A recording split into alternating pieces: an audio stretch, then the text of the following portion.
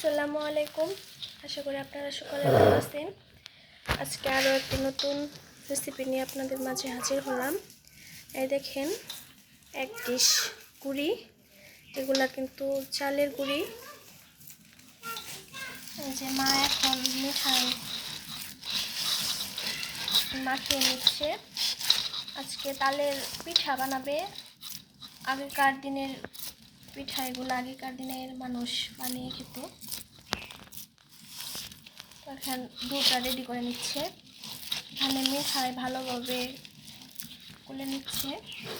এটা কিন্তু খেজুরের গুড়।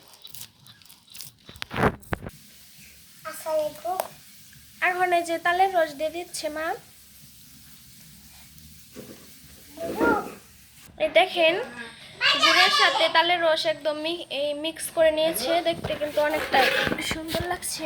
গুঁড়িগুলো দিয়ে দিবে। এই যে এখন মা চালের গুঁড়ি দিয়ে দিচ্ছে। দিয়ে এই চালের গুঁড়িগুলো দিয়ে ভালোভাবে হাত দিয়ে ডলে মিক্স করে নেবে।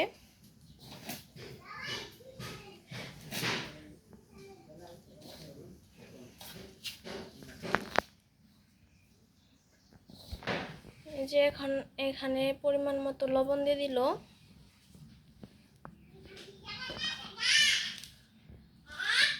এই যে এইভাবে ডলে ডলে মিক্স করে নিচ্ছে।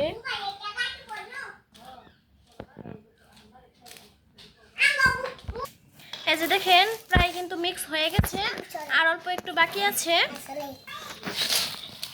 এই যে এভাবে ভালো করে হাতের সাহায্যে ভালোভাবে এরকম মেখে নেবেন। একটু শক্ত শক্ত করে মাখতে হবে এগুলা।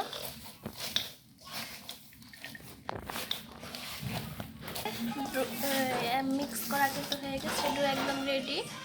এখন পিঠাগুলো বানিয়ে নিব। এই যে এখানে কিন্তু কলার পাতা কেটে নিয়েছে, এগুলোর মধ্যে পিঠাগুলো বানানো হবে। এই যে কলার পাতা আপনারা এইভাবে দিয়ে দেবেন। এই দেখেন মা কি সুন্দর গোল করে নিচ্ছে। এখন এই পিঠার উপরে আরেকটা কলার পাতা দিয়ে দিতে হবে।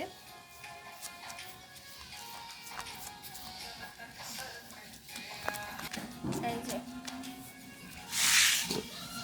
এটা কিন্তু এই পিঠাটা কিন্তু বানানো শেষ।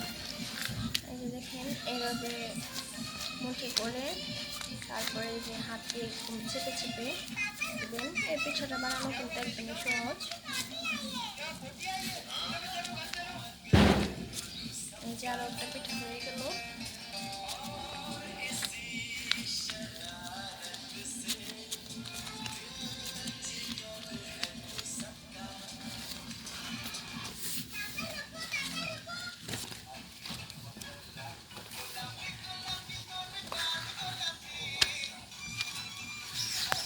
দুটো পিঠা রেডি হয়ে গেছে।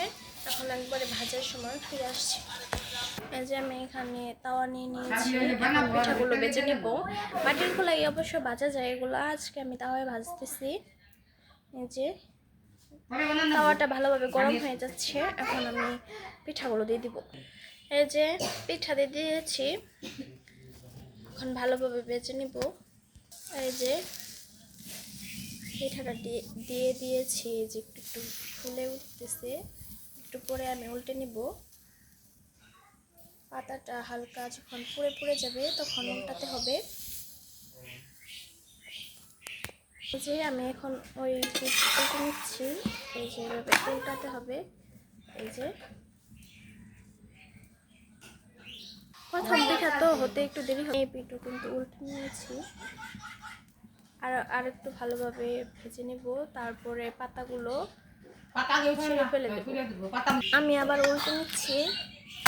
এই পিঠাগুলো কিন্তু ধীরে ধীরে ভাজতে হবে। কলার পাতা যখন পুড়ে যাবে তখন আমি পাতাটা উপর থেকে উঠিয়ে নিব। এই যে আমি কিন্তু পিঠাটা আবার উল্টে নিচ্ছি। এইবারই শেষ উল্টানো। তারপরে পাতাটা আমি উপর থেকে উঠিয়ে নেব। তো দেখতে থাকেন। এই যে দেখেন, পিঠাটা কিন্তু হয়ে গেছে। সেই জন্য এই যে পাতাটা নিচে নিজেই আগলা হয়ে গেছে। এই যে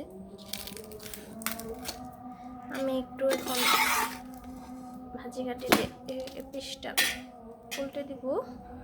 তারপর আবার ওই পাতাটা তুলে নিলাম। এখন আরেকবার উল্টে নিব। এভাবে কিন্তু ভাজতে হয়। এগুলা কিন্তু আগেকার পিঠা, মানে আগেকার যুগের মানুষ বানাতো, এখন এগুলা কেউ অবশ্য করে না।